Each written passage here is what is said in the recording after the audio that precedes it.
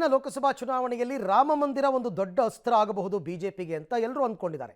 ಆದರೆ ಅದಕ್ಕೂ ಮೊದಲೇ ರಾಜ್ಯದಲ್ಲಿ ಒಂದು ದೊಡ್ಡ ಅಸ್ತ್ರ ಸಿಕ್ಕಿದೆ ಬಿಜೆಪಿಗೆ. ರಾಮ ಮಂದಿರಕ್ಕೂ ಮುಂಚೆನೇ ಬಿಜೆಪಿಗೆ ಹಿಂದುತ್ವದ ಅಸ್ತ್ರ ಸಿಕ್ಕಂತಾಯಿತು. ಹುಬ್ಬಳ್ಳಿಯ ಕರಸೇವಕರ ಬಂಧನ ಬಿಜೆಪಿ ಪರ ಹಿಂದುತ್ವ ಅಸ್ತ್ರ ಸೃಷ್ಟಿಗೆ ಕಾರಣ.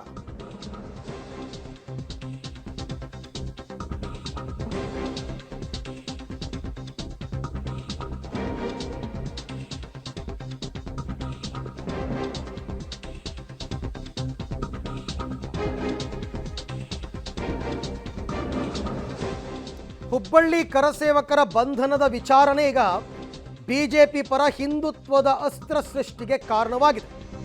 ಇವತ್ತಿನಿಂದ ಬೃಹತ್ ಹೋರಾಟದ ಮೂಲಕ ಕಾಂಗ್ರೆಸ್ ವಿರುದ್ಧ ಜನಾಂದೋಲನವನ್ನು ರೂಪಿಸೋದಕ್ಕೆ ಬಿಜೆಪಿ ಪ್ರಯತ್ನ ಪಡ್ತಾ ಇದೆ.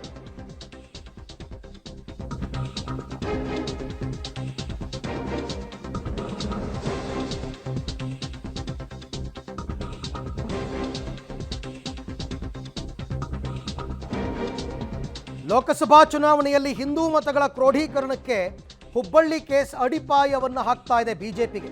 ಶ್ರೀಕಾಂತ್ ಪೂಜಾರಿ ಬಂಧನವನ್ನು ಖಂಡಿಸಿ ಬಿಜೆಪಿ ಹೋರಾಟ ನಡೆಸ್ತಾ ಇದೆ. ರಾಜ್ಯಾದ್ಯಂತ ಇವತ್ತು ಬೃಹತ್ ಪ್ರತಿಭಟನೆ. ಬೆಂಗಳೂರಿನಲ್ಲಿ ವಿಜಯೇಂದ್ರ ನೇತೃತ್ವದಲ್ಲಿ, ಹುಬ್ಬಳ್ಳಿಯಲ್ಲಿ ಆರ್ ಅಶೋಕ್ ನೇತೃತ್ವದಲ್ಲಿ ಹೋರಾಟ. ಶ್ರೀಕಾಂತ್ ಪೂಜಾರಿ ಅವರನ್ನು ಬಿಡುಗಡೆ ಮಾಡಬೇಕು ಅಂತ ಆಗ್ರಹಿಸಿ ಪ್ರತಿಭಟನೆಯನ್ನು ಎಲ್ಲ ಜಿಲ್ಲಾ ಕೇಂದ್ರಗಳಲ್ಲಿ ಹಮ್ಮಿಕೊಂಡಿದೆ. ರಾಮ ಮಂದಿರದ ಜೊತೆಗೆ ಅಡಿಪಾಯವನ್ನು ಹಾಕ್ತಾ ಇರ್ತಕ್ಕಂಥದ್ದು ಬಿಜೆಪಿಗೆ ಈ ಕರಸೇವಕರ ಬಂಧನ ಪ್ರಕರಣ. ಮಂಗಳಕರವಾದಂತಹ ವಾತಾವರಣ ಇಡೀ ದೇಶದಲ್ಲಿ ಸೃಷ್ಟಿಯಾಗಿರ್ಬೇಕಾದ್ರೆ ಅಪಶಕುನವನ್ನ ಸೃಷ್ಟಿ ಮಾಡಬೇಕು ಅನ್ನುವಂಥ ಪ್ರಯತ್ನವನ್ನ ಸಿದ್ದರಾಮಯ್ಯ ಇವತ್ತು ಸೃಷ್ಟಿ ಮಾಡ್ತಾ ಇದ್ದಾರೆ. 32 ವರ್ಷಗಳ ಹಿಂದೆ ಕಾರ್ಯಸೇವೆಯಲ್ಲಿ ಭಾಗವಹಿಸಿದಂತ ಹುಬ್ಬಳ್ಳಿಯ ಕಾರ್ಯಕರ್ತನನ್ನ ಬಂಧನ ಮಾಡೋದ್ರ ಮುಖಾಂತರ ರಾವಣ ಮಾತ್ರ ರಾಮ ವಿರೋಧಿ ಅಲ್ಲ, ನಾನು ಕೂಡ ರಾಮ ವಿರೋಧಿ ಎನ್ನುವುದನ್ನ ಕಾರ್ಯಕರ್ತನನ್ನ ಬಂಧನ ಮಾಡೋದ್ರ ಮುಖಾಂತರ ತನ್ನ ನಿಲುವಿನ ಮುಖಾಂತರ ಇವತ್ತು ಕಾಂಗ್ರೆಸ್ ಸರ್ಕಾರ ಸಿದ್ಧಗೊಳಿಸ್ತಾ ಇದೆ. ನೋಡಿ, ಆ ಪ್ರಭು ಶ್ರೀರಾಮಚಂದ್ರ ಯಾರಿಗೂ ಅನ್ಯಾಯ ಮಾಡಲಿಲ್ಲ, ಧರ್ಮಕ್ಕಾಗಿ ಹೋರಾಟ ಮಾಡ್ದ. ನಿಮ್ ಸಿದ್ದರಾಮಯ್ಯನವರು ಎಲ್ರಿಗೂ ನ್ಯಾಯ ಕೊಟ್ರ? ದಲಿತರಿಗೆ ಅಂತ ಮೀಸಲಿಟ್ಟಂತ 11,000 ಕೋಟಿ ರೂಪಾಯಿನ ವಾಪಸ್ ತೆಗೆದುಕೊಂಡ್ರು. ಅಲ್ಪಸಂಖ್ಯಾತರಿಗೆ ಅಂತ ಹೇಳಿ ವೋಟ್ ಬ್ಯಾಂಕ್ ರಾಜನೀತಿ ಮಾಡೋಕ್ಕೋಸ್ಕರ 10,000 ಕೋಟಿ ಅವ್ರಿಗೆ ಕೊಟ್ರು. ಅಂದ್ರೆ ಒಬ್ಬರಿಗೆ ನ್ಯಾಯ ಇನ್ನೊಬ್ಬರಿಗೆ ಅನ್ಯಾಯ ಮಾಡೋರು ರಾಮನಿಗೆ ಸಮ ಆಗ್ಲಿಕ್ಕೆ ಸಾಧ್ಯನಾ ಹೇಳಿ? ರಾಮನ ಹೆಸರಿಟ್ಕೊಂಡ ತಕ್ಷಣನೇ ರಾಮನ್ ಗುಣ ಬಂದಿದೆ ಅಂತ ಭಾವಿಸಕ್ಕಾಗತ್ತಾ? ನಿಮ್ಮ ಹೆಸರಿನಲ್ಲಿ ಆಂಜನೇಯ ಅಂತ ಹೆಸರಿದೆ, ಅದ್ರ ಆಂಜನೇಯನ ಗುಣ ಇದೆಯಾ? ಇಲ್ಲಿ ಸಿದ್ದರಾಮಯ್ಯನವ್ರ ಹೆಸರಿನಲ್ಲಿ ರಾಮ ಅಂತ ಹೆಸರಿದೆ, ರಾಮನ್ ಗುಣ ಇದೆಯಾ? ರಾಮನ ಗುಣ ಇದ್ರೆ ಮಾತ್ರ ರಾಮನ ಸಮ ಆಗ್ತಾರೆ. ಹೆಸರಿಟ್ಕೊಂಡ ತಕ್ಷಣನೇ ಗುಣ ಇದೆ ಅಂತ ಭಾವಿಸ್ಬೇಕಾಗಿಲ್ಲ. ಅವರ ನಾಲ್ಗೆ ಅವರ ಸಂಸ್ಕೃತಿಯನ್ನ ತೋರಿಸ್ತದೆ. ಇವತ್ತು ಅಯೋಧ್ಯೆ ಅಂತಕ್ಕಂಥದ್ದು ಒಂದು ಭಾವನಾತ್ಮಕ ಸಂಬಂಧ. ಇವತ್ತು ಶ್ರೀರಾಮನ ಜನ್ಮಸ್ಥಳ ಅದು. ಈ ರೀತಿ ಹುಚ್ಚುಚ್ಚಾಗಿ ಹೇಳಿಕೆ ಕೊಡ್ತಾ ಇರ್ತಕ್ಕಂಥವ್ರಿಗೆ ಏನು ನಾವು ಉತ್ತರ ಕೊಡೋದಕ್ಕೆ ಸಾಧ್ಯ ಇಲ್ಲ. ಅದಕ್ಕೆ ಜನ ತೀರ್ಮಾನ ಮಾಡ್ತಾರೆ. ಈ ರೀತಿ ಮನ ಬಂದಂತೆ ಹಿಂದೂಗಳ ಒಂದು ಭಾವನೆಗೆ ಧಕ್ಕೆ ತರ್ತಕ್ಕಂಥ ಕೆಲಸ ಏನು ಮಾಡ್ತಾ ಇದ್ದಾರೆ. ಈ ರೀತಿ ಹೇಳಿಕೆಗಳು ಮತ್ತು ಇವರ ಕಾಂಗ್ರೆಸ್ ಸರ್ಕಾರದ ನಡವಳಿಕೆಗಳು ಇದೆಲ್ಲವೂ ಕೂಡ ಇವ್ರದ್ದು ಮಾನಸಿಕ ಸ್ಥಿತಿಯನ್ನು ತೋರಿಸ್ತದೆ. ಅಯೋಧ್ಯೆಯಲ್ಲಿ ರಾಮ ಮಂದಿರ ಪ್ರತಿಷ್ಠಾಪನೆ ಬಗ್ಗೆ ಸಿದ್ದರಾಮಯ್ಯನವರು ಹಿಂದೆ ಏನು ಹೇಳಿಕೆ ಕೊಟ್ಟಿದ್ರು ಅದನ್ನು ಕೂಡ ನಾವು ನೋಡಿದ್ದೇವೆ. ಅಂದ್ರೆ ಹಿಂದೂಗಳ ಭಾವನೆಗೆ ಧಕ್ಕೆ ತರ್ತಕ್ಕಂಥದ್ರಲ್ಲಿ ನಿಸ್ಸೀಮ್ರಿ ಅವರು ಕಾಂಗ್ರೆಸ್ ಪಕ್ಷದವರು. ಅವರು ಪೂಜೆ ಮಾಡಲಿ, ಅವ್ರಿಗೆ ಸದ್ಬುದ್ಧಿ ಬರಲಿ. ನೋಡ್ರಿ, ಅವ್ರನ್ನ ಅರೆಸ್ಟ್ ಮಾಡಿರೋದು ರಾಮ ಮಂದಿರ ಹೋರಾಟದ ವಿಷಯದಲ್ಲಿ.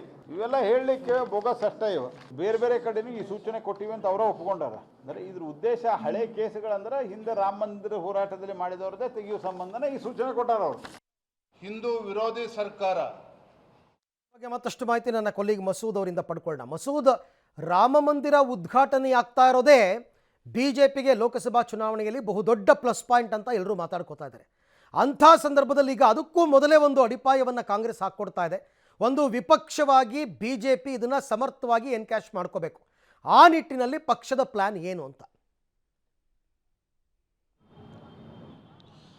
ಅರವಿಂದ್, ರಾಮ ಮಂದಿರ ಉದ್ಘಾಟನೆ ಸಂದರ್ಭದಲ್ಲಿ ಹಿಂದುತ್ವದ ಅಲೆ ಜಾಸ್ತಿ ಆಗುತ್ತೆ ಅನ್ನುವಂತಹ ಚರ್ಚೆ ನಡೀತಾ ಇತ್ತು. ಅದಕ್ಕೂ ಮುನ್ನ ರಾಜ್ಯದಲ್ಲಿ ಹಿಂದುತ್ವದ ಅಲೆ ಬಿಜೆಪಿ ಪರ ಜಾಸ್ತಿ ಆಗುವಂತಹ ಒಂದು ಸಂದರ್ಭವನ್ನು ಖುದ್ದು ಕಾಂಗ್ರೆಸ್ ಸರ್ಕಾರ ಸೃಷ್ಟಿ ಮಾಡಿಕೊಟ್ಟಿದೆ. ಹುಬ್ಬಳ್ಳಿನಲ್ಲಿ ಕರಸೇವಕರ ಬಂಧನ ಪ್ರಕರಣ ಮೂಲಕ ಅನಾಯಾಸವಾಗಿ ಬಿಜೆಪಿ ಕೈಗೆ ಹಿಂದುತ್ವದ ಪ್ರಬಲಾಸ್ತ್ರವನ್ನು ಕಾಂಗ್ರೆಸ್ ಇಟ್ಟಿದೆ. ಇದನ್ನು ಸರ್ಕಾರ ಸಮರ್ಥನೆ ಮಾಡ್ಕೋಬಹುದು. ಆದರೆ ಬಿಜೆಪಿ ಮಾತ್ರ ತುಂಬ ಗಂಭೀರವಾಗಿ ಈ ಪ್ರಕರಣಗಳನ್ನು ತೆಗೆದುಕೊಂಡು ಹೋರಾಟ ಮಾಡೋದಕ್ಕೆ ಮುಂದಾಗಿರುವಂಥದ್ದು. ಇವತ್ತು ಇಡೀ ರಾಜ್ಯಾದ್ಯಂತ ಬೆಂಗಳೂರು ಸೇರಿದಂತೆ ಎಲ್ಲ ಜಿಲ್ಲೆಗಳಲ್ಲೂ ಕೂಡ ಒಂದು ದೊಡ್ಡ ಮಟ್ಟದ ಬೃಹತ್ ಪ್ರತಿಭಟನೆಯನ್ನು ಕೂಡ ಕೈಗೊಂಡಿರುವಂಥದ್ದು. ಬೆಂಗಳೂರಿನಲ್ಲಿ ವಿಜೇಂದ್ರ ನೇತೃತ್ವ ವಹಿಸಿದರೆ ಹುಬ್ಬಳ್ಳಿನಲ್ಲಿ ಎಲ್ಲಿ ಬಂಧನ ಮಾಡಲಾಗಿತ್ತು ಕರಸೇವಕರ ಬಂಧನ, ಅಲ್ಲಿ ಪ್ರತಿಪಕ್ಷ ನಾಯಕ ಆರೋಶಕ್ ಅವರ ನೇತೃತ್ವದಲ್ಲಿ ಇವತ್ತು ಪ್ರತಿಭಟನೆ ನಡೀತಾ ಇದೆ. ಅಲ್ಲಿ ಹುಬ್ಬಳ್ಳಿ ಪೊಲೀಸ್ ಠಾಣೆಗೂ ಕೂಡ ಮುತ್ತಿಗೆ ಹಾಕುವಂತಹ ಯೋಜನೆಯನ್ನು ಬಿಜೆಪಿ ಇವತ್ತು ಹಾಕೊಂಡಿದೆ. ಬೆಂಗಳೂರಿನ ಫ್ರೀಡಂ ಪಾರ್ಕ್ನಲ್ಲಿ ಪ್ರತಿಭಟನೆಗೆ ಎಲ್ಲವೂ ಕೂಡ ರೆಡಿ ಆಗಿದೆ. ಬೃಹತ್ ಹೋರಾಟ ಅನ್ನುವಂತಹ ಬ್ಯಾನರ್ ನಡಿಯಲ್ಲಿ ಬಿಜೆಪಿ 10ವರೆಗೆ ಪ್ರತಿಭಟನೆ ಆರಂಭ ಮಾಡುತ್ತೆ. ಬೆಂಗಳೂರಿನ ಎಲ್ಲ ಜನಪ್ರತಿನಿಧಿಗಳು ಕೂಡ ಪಕ್ಷದ ಪ್ರಮುಖರು ಕೂಡ ಈ ಒಂದು ಪ್ರತಿಭಟನೆಯಲ್ಲಿ ಪಾಲ್ಗೊಳ್ತಾ ಇದ್ದಾರೆ. ಒಂದು ರೀತಿಯಲ್ಲಿ ಹಿಂದುತ್ವದ ಪ್ರಬಲಾಸ್ತ್ರವನ್ನು ಈ ಚುನಾವಣೆಯಲ್ಲಿ ಖಂಡಿತವಾಗಿಯೂ ಕೂಡ ಬಿಜೆಪಿ ದೊಡ್ಡ ಮಟ್ಟದಲ್ಲೇ ಬಳಸ್ಕೊಳ್ಳೋದಕ್ಕೆ ಮುಂದಾಗಿರುವಂಥದ್ದು. ಅದಕ್ಕೆ ನಾಂದಿಯನ್ನ ಈ ಒಂದು ಹುಬ್ಬಳ್ಳಿ ಕರಸೇವಕರ ಪ್ರಕರಣ ಹಾಡ್ತಾ ಇರುವಂಥದ್ದು. ಈಗಿನಿಂದಲೇ ಹಿಂದುತ್ವದ ಅಲೆಯನ್ನು ತನ್ನ ಪರ ಮಾಡ್ಕೊಳ್ಳೋದಕ್ಕೆ ಬಿಜೆಪಿ ಮುಂದಾಗಿರುವಂಥದ್ದು. ಕಾಂಗ್ರೆಸ್ ಎಲ್ಲ ಒಂದು ಕಡೆ ಇಕ್ಕಟ್ಟಿನಲ್ಲಿ ಸಿಗಾಕೊಂಡಿದೆ ಅಂತಲೂ ಕೂಡ ಚರ್ಚೆಗಳು ನಡೀತಾ ಇದ್ದಾವೆ. ಇದರ ಮಧ್ಯೆ ಬಿಜೆಪಿ ಕಾಂಗ್ರೆಸ್ ವಿರುದ್ಧ ಈ ಒಂದು ಪ್ರಬಲಾಸ್ತ್ರವನ್ನು ಇಟ್ಕೊಂಡು ಲೋಕಸಭೆ ಚುನಾವಣಾ ಅಜೆಂಡಾವನ್ನು ಕೂಡ ಸೆಟ್ ಮಾಡೋದಕ್ಕೆ ಹೋಗ್ತಾ ಇರುವಂಥದ್ದು. ಇವತ್ತಿನ ಪ್ರತಿಭಟನೆ ದೊಡ್ಡ ಮಟ್ಟದಲ್ಲಿ ಸಕ್ಸಸ್ ಮಾಡಿ ಮುಂದಿನ ದಿನಗಳಲ್ಲೂ ಕೂಡ ಹಂತ ಹಂತವಾಗಿ ಪ್ರತಿಭಟನೆ ಹೋರಾಟಕ್ಕಾಗಿಕೊಳ್ಳೋದಕ್ಕೆ ಮುಂದಾಗಿರುವಂಥದ್ದು. ಶ್ರೀಕಾಂತ್ ಪೂಜಾರಿ ಬಂಧನ ಏನಾಗಿದೆ ಬಿಡುಗಡೆ ಆಗೋವರೆಗೂ ಕೂಡ ಈ ಹೋರಾಟ ನಿಲ್ಲಲ್ಲ ಅನ್ನುವಂತಹ ತಾಕೀತನ್ನು ಬಿಜೆಪಿ ನಾಯಕರು ಮಾಡಿದ್ದಾರೆ. ಹಾಗಾಗಿ ಇವತ್ತಿನ ಪ್ರತಿಭಟನೆ ದೊಡ್ಡ ಮಟ್ಟದಲ್ಲಿ ಹಮ್ಮಿಕೊಂಡಿರುವಂಥದ್ದು ಬಿಜೆಪಿ. ಅರವಿಂದ್, ಹೇಳಿ ಕೇಳಿ ಹುಬ್ಬಳ್ಳಿ 92ರಲ್ಲೂ ಕೂಡ ಬಿಜೆಪಿಗೆ ಒಂದು ರೀತಿ ಶಕ್ತಿ ಕೊಟ್ಟಂತಹ ಸ್ಥಳ. ಆಗಿನ ಹೋರಾಟ ಈಗ ಮತ್ತೆ ಅದೇ ಜಾಗದಲ್ಲಿ ಹಿಂದುತ್ವದ ಹೋರಾಟ.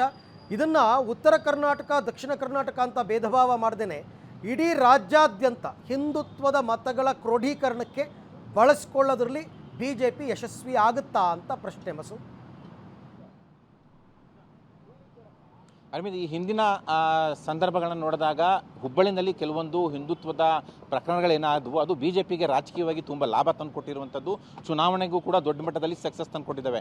ಅದೇ ಹಿನ್ನೆಲೆಯಲ್ಲಿ ಈಗ ಹುಬ್ಬಳ್ಳಿಯಿಂದ ಲೋಕಸಭೆ ಚುನಾವಣೆಗೂ ಮುಂಚೆನೇ ಒಂದು ಪ್ರಕರಣದಲ್ಲಿ ಕರಸೇವಕರ ಬಂಧನ ಆಗಿರುವಂಥದ್ದು. ಅದು ರಾಮ ಮಂದಿರ ಉದ್ಘಾಟನೆ ಸಂದರ್ಭದಲ್ಲಿ ಬಿಜೆಪಿಗೆ ಸಹಜವಾಗಿ ಚುನಾವಣೆಗೆ ತುಂಬ ದೊಡ್ಡ ಮಟ್ಟದಲ್ಲೇ ಪ್ಲಸ್ ಆಗುತ್ತೆ. ಹಾಗಾಗಿನೇ ಬಿಜೆಪಿಯ ಇಡೀ ಪಡೆ ಜೋಶಲ್ಲಿ ಈ ಒಂದು ಪ್ರಕರಣ ಗಂಭೀರವಾಗಿ ತೆಗೆದುಕೊಂಡು ಹೋರಾಟಕ್ಕೆ ಇಳಿದಿರುವಂಥದ್ದು.